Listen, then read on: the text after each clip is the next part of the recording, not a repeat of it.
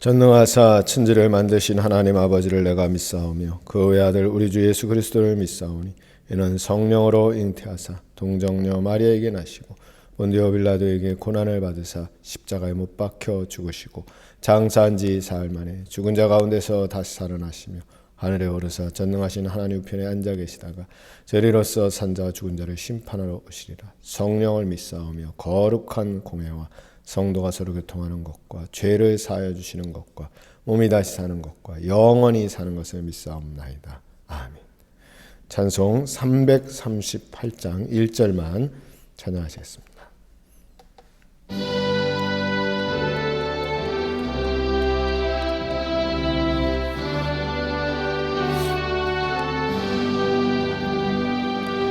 내 주를 가까이 하게 함은 십자가 짐 같은 고생이나 내 인생선은 늘 찬송하면서 주께 더 나아가기 원합니다. 아멘.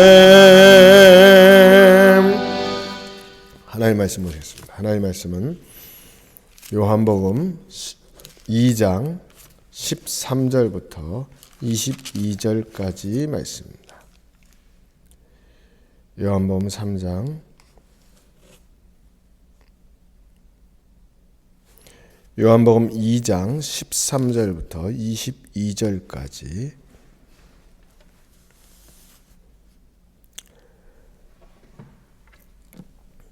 오늘 말씀에는 좀 줄여서 22절까지 우리 같이 한번 봉독하겠습니다. 유대인의 유월절이 가까운지라 예수께서 예루살렘으로 올라가셨더니 성전 안에서 소와 양과 비둘기 파는 사람들과 돈 바꾸는 사람들이 앉아 있는 것을 보시고 노끈으로 채찍을 만드사 양이나 소를 다 성전에서 내쫓으시고 돈 바꾸는 사람들의 돈을 쏟으시며 상을 엎으시고 비둘기 파는 사람들에게 이르시되 이것을 여기서 가져가라. 내 아버지의 집으로 장사하는 집을 만들지 말라 하시니 제자들이 성경 말씀에 주의 전을 삼원은 열심히 나를 삼키리라 한 것을 기억하더라. 이에 유대인들이 대답하여 예수께 말하기를 네가 이런 일을 행하니 무슨 표적을 우리에게 보이겠느냐. 예수께서 대답하여 이르시되 너희가 이 성전을 헐라 내가 사흘 동안에 일으키리라. 유대인들이 이르되 이 성전은 46년 동안의 지었건을 네가 3일 동안에 일으키겠느냐 하더라. 그러나 예수는 성전된 자기 육체를 가리켜 말씀하신 것이라. 죽은 자 가운데서 살아나신 후에야 제자들이 이 말씀하신 것을 기억하고 성경과 예수께서 하신 말씀을 믿었더라. 아멘. 오늘 말씀은 우리가 기본적으로 유월절에 대한 이해와 그리고 예수님의 이 하신 이런 일에 대해서 우리가 이해를 가지고 이 말씀을 바라볼 필요가 있습니다. 요한은 13절에 보면 유대인의 유월절이 가까운지라. 유월절은 하나님께서 이스라엘 민족을 모세를 통해서 구원하실 때 베푸신 기적의 날입니다. 그런데 그날을 뭐라고 하는가 하면 유대인의 유월절이라. 이미 많이 변질되어 있다라는 것을 여기 보여주고 있습니다. 그럼에도 불구하고 예수님께서는 출애굽기 34장의 말씀과 같이 이 유대인의 명절, 유대인의 절기, 유월절, 오순절, 칠칠절, 또 초막절, 수장절 이렇게 유월절 그리고 칠칠절은 오순절이고 초막절은 수장절인데 이때에 예루살렘에 올라오도록 하신 그 말씀을 따라서 예루살렘에 올라가셨습니다. 근데 올라가서 보니까 여기 보면 성전에서 뭘 파는 사람들이 있더라. 정확한 표현은 이것은 어디냐면 이방인의 뜰입니다. 그 말은 뭐냐면 예루살렘 성전에 유대인들이 들어갈 수 있는 공간 외에 밖에다가 특별히 큰 광장을 두어서 이방인들로 하여금 그곳에서 안을, 즉 제사장들이 하나님 앞에 제물을 드리는 이런 것들을 보면서 안을 바라보면서 그들 나름대로 이제 종교생활, 신앙생활을 할 수 있도록 이렇게 열려있는, 오늘 성경에서는 그것을 역시 뭐라 하냐면 성전이라 이렇게 얘기했습니다. 바로 이방인의 뜰, 그곳에서 장사를 하는 겁니다. 문제는 왜 예수님께서는 그들에게 여기 보면 채찍을 가지시고 뭐라고 말씀했는가 하면 내 아버지의 집으로 장사하는 집을 만들지 말라 하셨을까? 그것은 근본적으로는 거기서 장사한다는 것 자체가 잘못됐다는 거 우리가 알 수 있습니다. 그러면 그 장사를 어떻게 그들이 할 수 있었을까? 그것은 이미 종교적으로 그 당시에 종교 귀족이라고 할 수 있는 이 제사장들 무리, 예루살렘에 있는 이 제사장들 무리와 많이 결탁되어 있다. 거기 예배 장소인데, 이방인들의 예배 장소인데 거기서 물건을 판다는 것은 옳지 않다라는 걸 전제로 해서 오늘 보면, 그러면 그들이 실제적으로는 어떤 문제가 있었느냐? 일반적으로 보면 재물, 소와 양과 비둘기 같은 것은 원래 원칙적으로는 자기가 키우던 걸 가져왔었던 것이고, 이제 예수님 때쯤 되면 대부분 시장에서 가져왔을 겁니다. 사가지고. 그런데 왜 굳이 성전 안에서 그걸 팔았을까? 그것도 역시 당시에 제사장들과 결탁되어 있을 것이다. 무슨 소린가 하면 그들 나름대로의 표식을 만들어 놓고 그 성전 안에서 파는 것만이 죄물이 되도록, 외부에서 온 것은 받아들이지 않는 이런 좋지 않은 모습이 있었을 것이다 하는 것이고, 그러면 돈은 뭐냐? 당시에 일반적으로 쓰이는 돈은 드라크마였습니다. 그 드라크마는 황제가 새겨져 있었기 때문에 황제 숭배에 대한 그런 옳지 않다라고 생각했기 때문에 구약시대대로 거기 성전 안에서만 쓰는 그런 세겔을 사용했습니다. 출애굽기 30장에 보면 뭘 했는가 하면 반세겔을 내라, 반세겔. 그래서 이제 세겔로 돈을 바꿔야 되는데 문제는 환전 수수료를 정상적인 것보다 훨씬 많이 받았다. 그리고 그 세겔은 성전 안에서만 통용됐기 때문에 성전 안에서만 바꿀 수 있는 이런 한계가 있었습니다. 다시 말하면 예수님 말씀처럼 이것도 역시 돈으로 장사하는 일이었다. 이에 대해서 예수님께서 채찍을 만드셨다. 노끈으로 채찍을 만드시고, 여기서 이제 많은 부분은 조금 이따 말씀드리고, 어쨌든 예수님께서 채찍을 만드셔서 소와 양을 다 쫓아내시고 또 환전하고 있는 이 돈은 다 엎으시고, 근데 참 눈여겨볼 것은 비둘기 파는 자들에게는 가져가라. 왜냐하면 비둘기는 날아가니까 예수님께서 가져가라.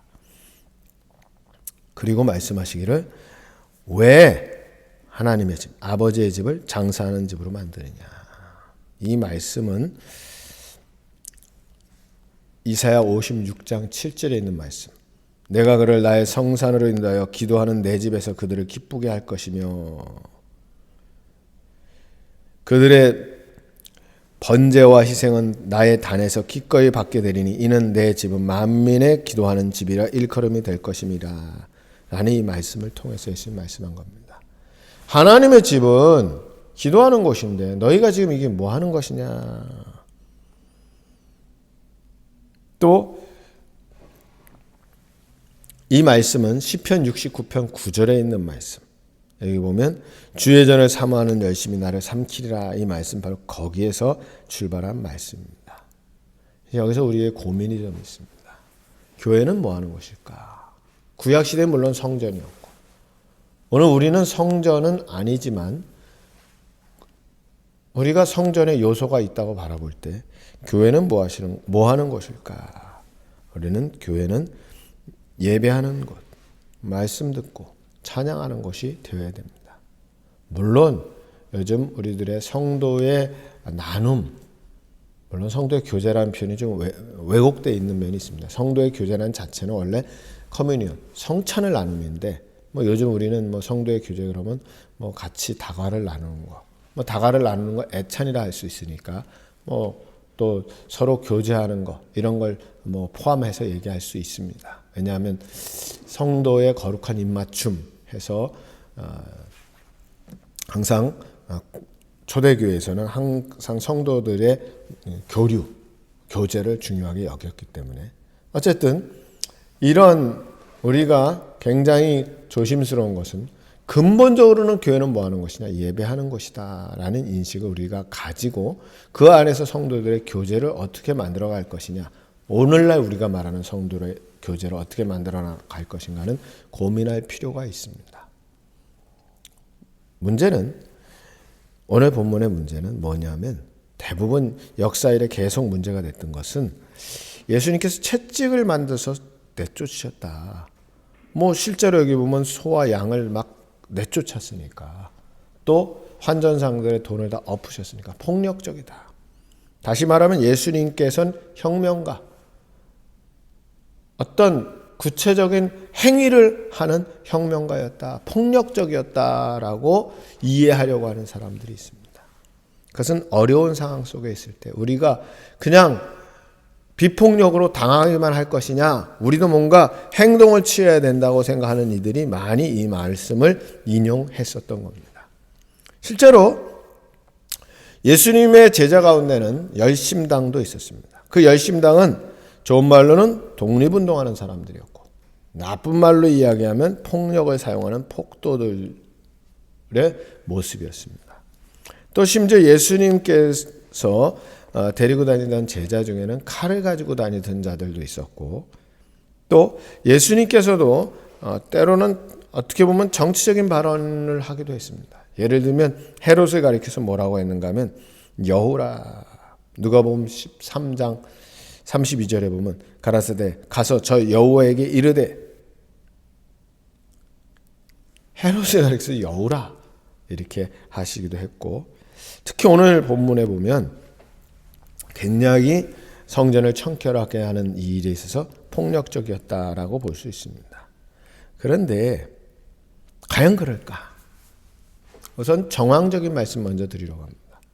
여기 이제 6월절인데 6월절 정도 되면 유대인이 워낙 많이 모이고, 당시에 로마는 이 이스라엘을 자기들의 속국으로 삼고 있는데 항상 6월절 명절에 어떤 소요가 많이 일어나기 때문에 사실상 우리로 얘기하면 계엄령을 선포합니다. 그래서 50m, 100m마다 이 로마 군인들이 서 있습니다. 그런 의미에서 볼 때 이방인의 뜰에 분명히 로마 군인들이 서 있었을 겁니다. 그렇다고 한다면 예수님의 행위가 선동적이고 폭력적이었다 하면 아마 예수님은 그 자리에서 로마 군인들에게 잡혀갔을 겁니다. 그럼 이건 뭐냐? 지극히 상징적이고 지극히 예언자적이었다. 그걸 우리는 뭐라고 얘기하는가 하면 거룩한 분노였다. 하나님의 성전을 향한 열심의 표현이었다. 아모스 5장 24절에 있는 것처럼 오직 공법을 물같이 정의를 하수같이 흘려야 된다는 이 말씀에 근거하고 있다. 그러니까 상징적으로 너희들 이렇게 하면 안 된다라는 것을 예수님 보여주시는 행위였지, 그것을 선동해서 뭔가 폭력적으로 어떤 결과를 이루려고 하는 것은 아니었다라는 겁니다. 이게 굉장히 중요한 부분입니다. 예수님도 폭력을 사용하셨대? 이렇게 바라본다면 상당히 무모하다. 또 여기 보면 예수님께서 노끈으로 채찍을 만드셨다 이렇게 얘기하고 있는데, 채찍은 끈으로 만드는 건 아닙니다. 원래 채찍은 가죽으로 만들죠. 또 채찍이라는 것은 그 나무 대가 있어야 되는데, 당시 그 계엄사 그 아래서 이 로마 군인들이 다 서 있는 아래서 성전에 막대기를 가지고 들어간다? 그거 거의 불가능했을 겁니다. 그러니까 예수님의 행위는 지극히 상징적인 모습이었다라는 것을, 즉 뭘 상징하느냐? 하나님의 전을 거룩하게 하고 깨끗하게 해야 된다는 그런 상징적인 모습이었다라는 겁니다. 또 하나는 예수님께서 성전을 내 아버지의 집이라고 말씀하신 것을 통해서 예수님께서는 성전은 내 아버지의 집이다. 예수님 친히 메시아 되심을, 하나님의 아들 되심을 보여주는 사건이었습니다. 그래서 뒤에 보면 뭐라고 했는가 하면, 네가 뭔데 이렇게 하냐 할 때 예수님께서 이 성전을 헐라 내가 3일 만에 일으킬 것이다. 이 부분은 또 기회가 있을 때 다시 말씀드리겠지만, 이걸 통해서 자신이 메시아 되심, 더 나아가서는 예수님의 십자가와 부활에 대해서 말씀하고 있습니다. 오늘 우리는 이 말씀 통해서 결론적으로 말씀드리면, 첫째는 주님의 집은, 하나님의 교회는 항상 어떤 곳이어야 될까? 우리가 성도들의 교제와 나눔을 통해서 여러 가지를 하지만 가장 중요한 건 뭘까? 결국 기도하는 집이라, 예배하는 곳이라. 우리가 이걸 잊어버리면, 가장 핵심, 가장 중요한 것을 잊어버리면 교회의 본질이 흐려질 수 있습니다. 유대인들은 어떻게 보면 예배를 잘 드리기 위해서 아마 시작한 일이었을 겁니다. 하나님 앞에 온전한 예물을 드리고 온전한 헌금을 하고, 그런데 나중에 가서는 그것이 세속화되고, 그리고 그것이 뭔가 돈벌이 수단으로 전락하면서 가장 중요한 하나님 앞에 예배하는 공간, 기도하는 공간을 거꾸로 그들이 유대인들, 이방인들의 공간, 이방인들의 예배 처소를 그렇게 문제를 일으킨 이런 결과를 가져오게 된 겁니다. 오늘 우리는 항상 본질이 무엇인가를, 예배하는 곳, 기도하는 곳이다 라는 걸 잊어버리지 말아야 하는 겁니다. 또 하나는 예수님의 이 행위는 지극히 상징적이고 스스로 메시아 되심을 보여주신 것이고, 이걸 통해서 우리로 하여금 예수님께서 성전을 바라보시는 그 모습이 어떠한가를 우리는 기억해야 됩니다. 지금도 이 시대를 향해서 주님이 바라보시는 성전, 과연 우리는 주님께서 기뻐하시는 주님 앞에 예배하는 곳인가, 아니면 주님이 또다시 채찍을 들어야 되는 그러한 곳인가, 한 번쯤 생각해보는 그런 기회가 되기를 주님의 이름으로 축원합니다. 기도하겠습니다. 아버지 하나님, 예수님께서 친히 채찍을 들어 그들을 꾸짖으신 이것을 통해서 오늘 이 시대 우리가 주님의 전에서 무엇을 해야 될까, 주님 앞에 예배하는 우리의 모습이 어때야 될까를 한 번 더 생각하는 기회가 되게 하여 주시옵소서. 언제나 주님 앞에 예배하는 주의 전 되길 바라옵고, 우리 구주 예수 그리스도의 이름으로 감사하며 기도드리옵나이다. 아멘. 찬송 568장 1절 하시고 주기도로 예배를 마치겠습니다.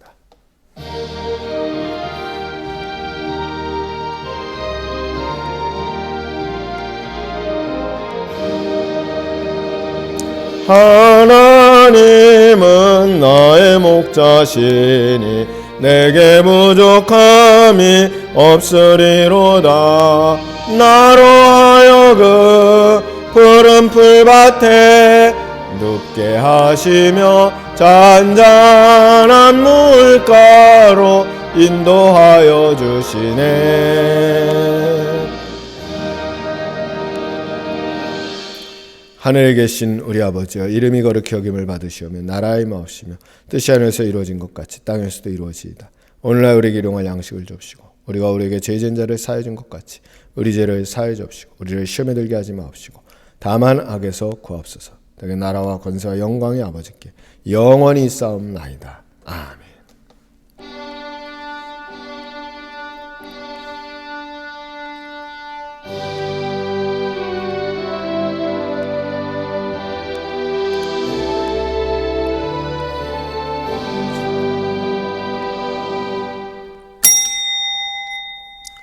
예배를 마쳤습니다.